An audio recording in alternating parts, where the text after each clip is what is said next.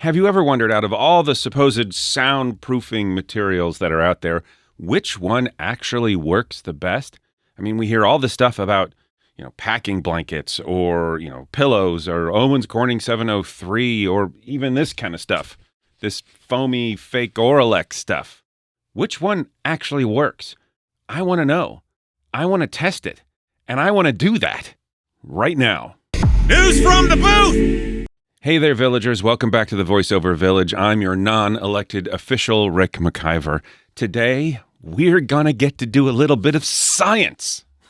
Well, the best science that I can do, which is okay.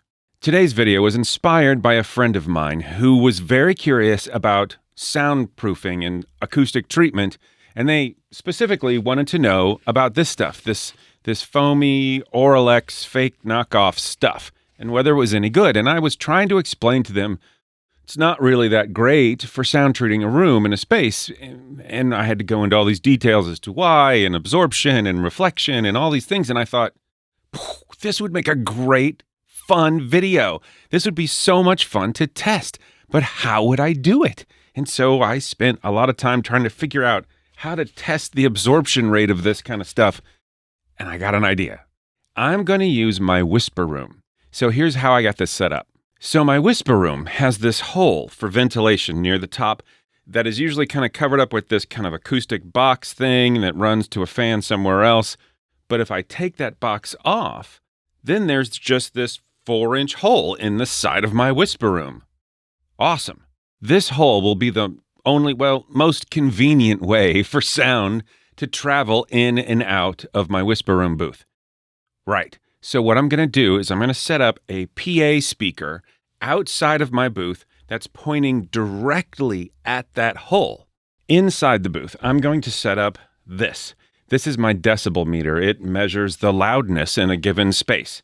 So this is perfect, right? But I want to test not just one kind of noise. I want to test the full spectrum, right? From 20 hertz to 20,000 hertz. So I'm going to play a full spectrum sweep. From my PA speaker, it's going to go through the hole. The decibel meter will pick up how loud it is at each frequency. Yes. So then all I'll have to do is cover that hole with different materials. This stuff, for example, or I have extra Owens Corning. I have some Rockwool lying around. I have all kinds of different materials that we can test and see which material absorbs that sound and at which frequency it gets absorbed the best. I will also be recording inside the booth on my microphone, on my KSM32, and we'll see what that sounds like as well. So I'll have data from the decibel meter. I should have a recording from my microphone, and I'll have a documentation of what frequency it was on because I'll put a camera in the booth, and that'll record the spectrum sweep as it goes through the decibel meter at the same time. This should work. I'm very excited. Let's go do this.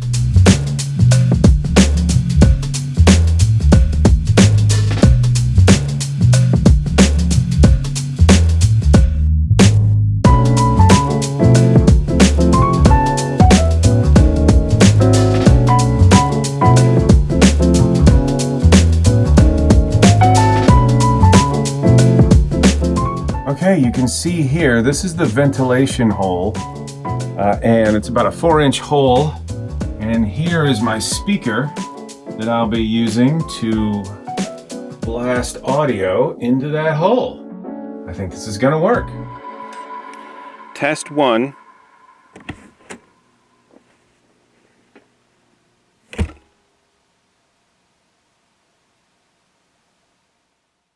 First test, control, open hole, into the microphone.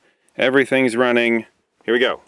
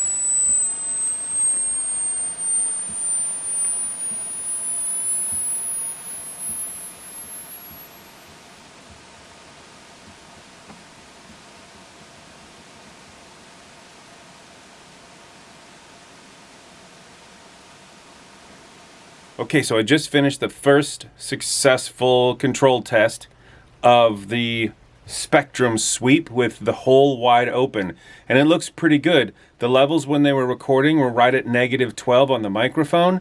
I got good camera of the dB meter. Everything seemed to go pretty smoothly, so we're just going to start throwing up different materials and see what works. For this first test, we're going to use this stuff. This is what inspired this whole situation in the first place. Aurolex. This is not actual Aurolex. This is kind of a cheap knockoff foamy Aurolex. And it's only about 1 inch thick and it's cut in these little triangles. But we're gonna hang it up on the booth and see if it works. Let's do it.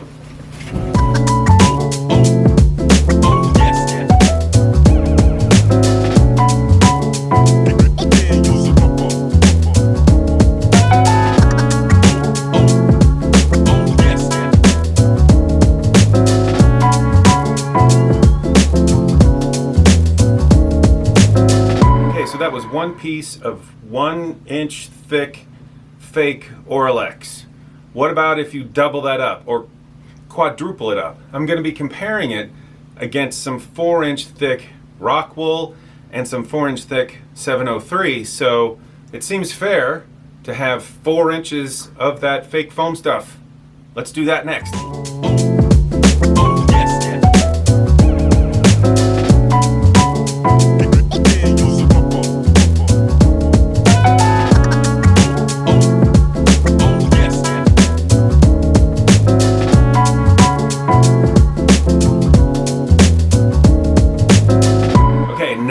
On our test list, Rockwool.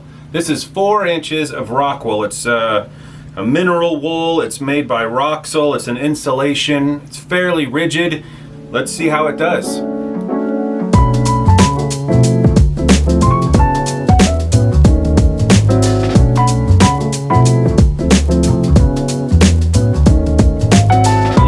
Owens Corning 703. Now it's a professional insulation that's made out of fiberglass, and so I need to put on a mask and some gloves or else I'll get particles in my throat or on my hands, and I don't want that. So protective gear, check.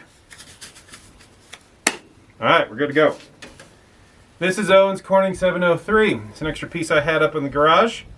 It might be too big. I might need to cut it down. Okay, cut off a small piece. It should be enough to cover the hole. We can run the test. Let's see how it goes.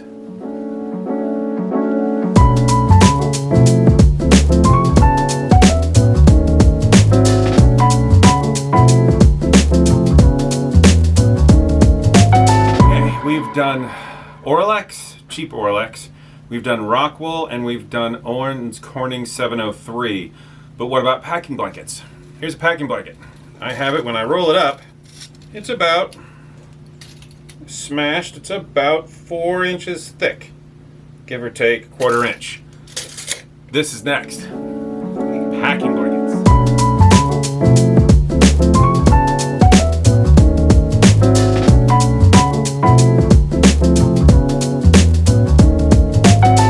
Okay, so far we've tested professional stuff. What about stuff you have just lying around your house? Like an IKEA couch cushion. This is a little bit bigger than 4 inches. It's about 5.5, maybe 6, depending on where it sits. But I think when it's smashed down by these clamps and this bungee cord, I think it'll be right around 4 inches. So it's the best I got. So couch cushion. Let's see how it goes. This one's too big. I have returned. This is a very super thick. It's not quite as big, but that is a super dense pillow. I'm hoping this will do the trick. I know it'll fit, but when it smashes down, that's almost 4 inches, maybe 3.5, but it's really dense. It's a super heavy pillow. So we're gonna use this one. It's a household pillow. What do you want from me? I'm part-time. No one's paying me for this.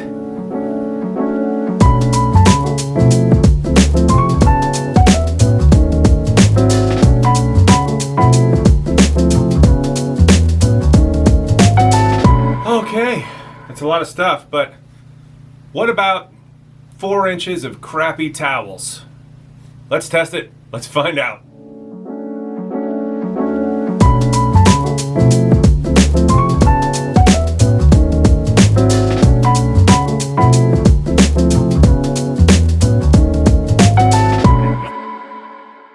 After all this was done and I've looked at all the files and I've compiled all the data, I realized something about my setup. I made a mistake. I was recording with my microphone, the audio, just the ambient audio in the booth with my microphone, and I thought I had good levels.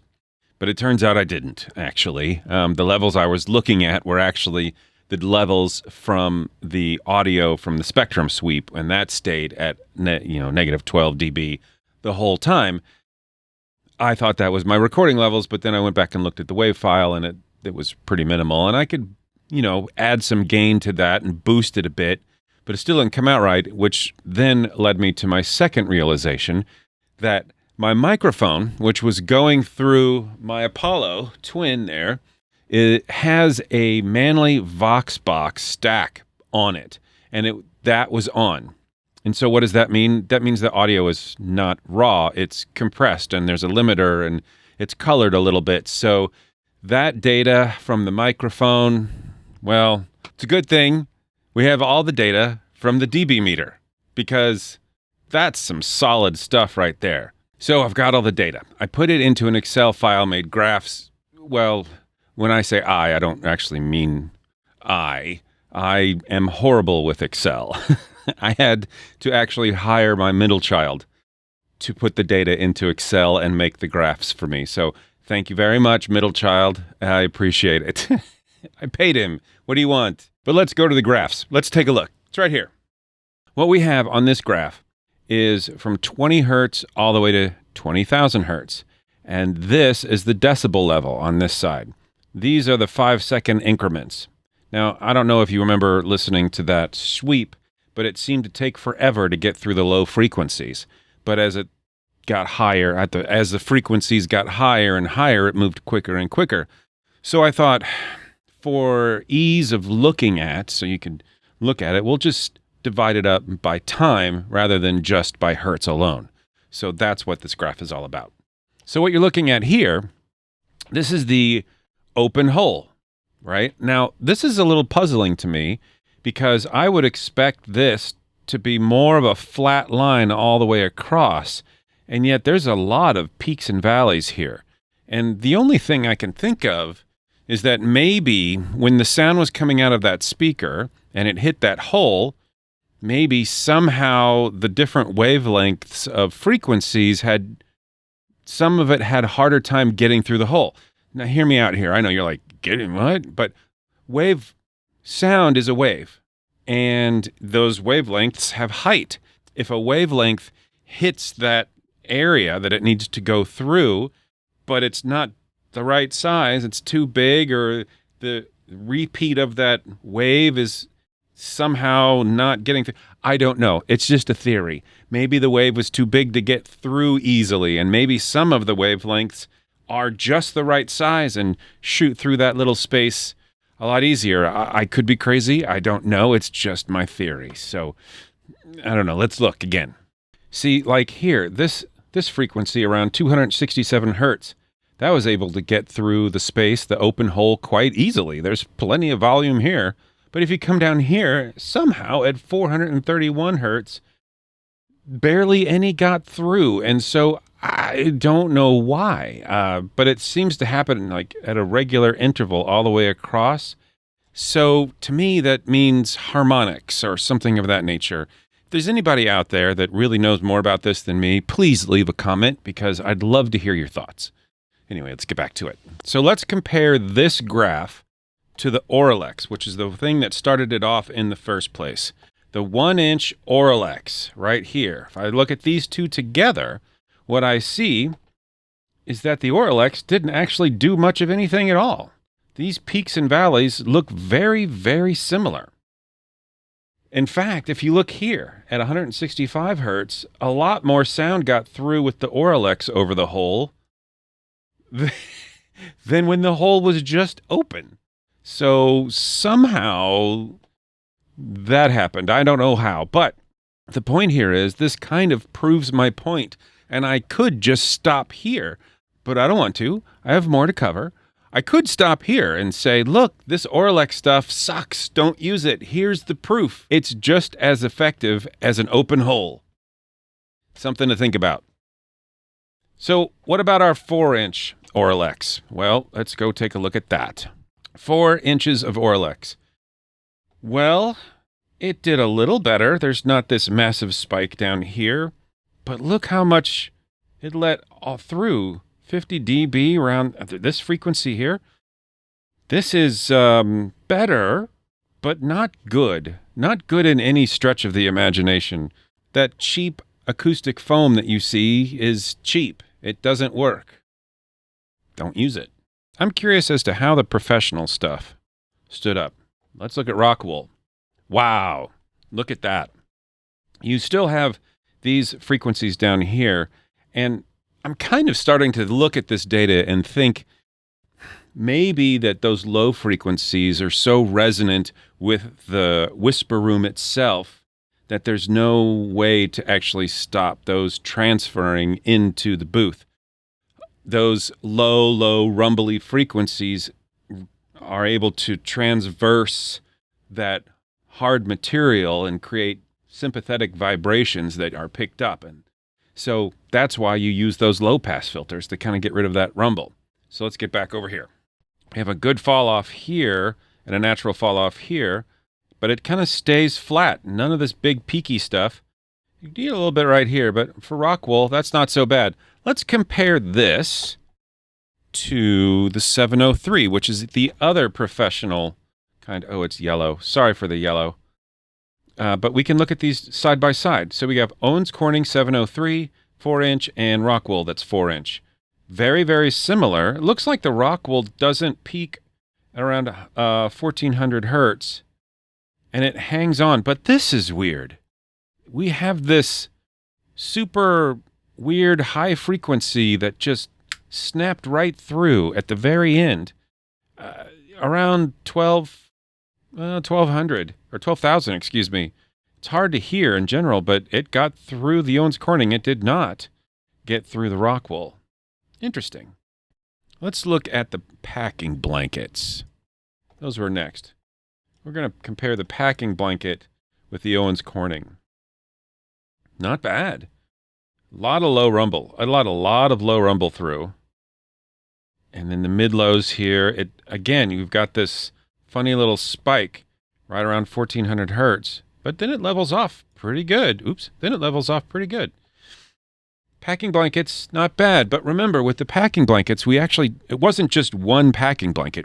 I rolled up that packing blanket until it was yay big and then smashed it down to 4 inches when I clamped it on. So it's not just your one packing blanket sheet that did the job. If you're going to use packing blankets for insulation, you have to get a lot of them to create a 4-inch thick wall. I don't know. Cost versus soundproofing ratio there is probably not great. Let's keep looking. We have pillow. Let's look at the pillow.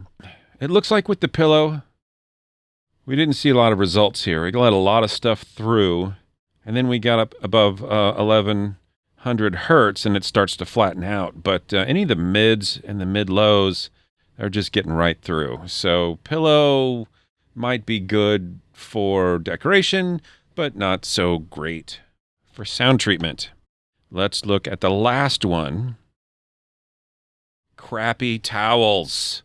Hello, crappy towels. Wow, crappy towels did a great job flattening that out. We still have a lot of mid here, and the lows got through, but there's bigger gaps here in between these low harmonic frequencies. Look at how regular these intervals are. So I'm guessing these have something to do with the harmonics of the booth. But anyway, it was able to really negate some of those low frequencies and spread those out.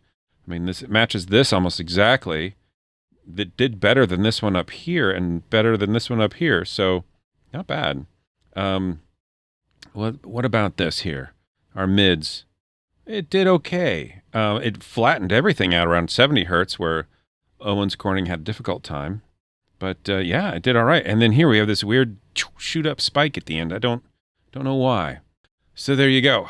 All the data graphed out, easy to see, easy to read, easy to understand. I think the takeaways here are Aurolex just doesn't work. It's not good for anything. And I have to be clear here.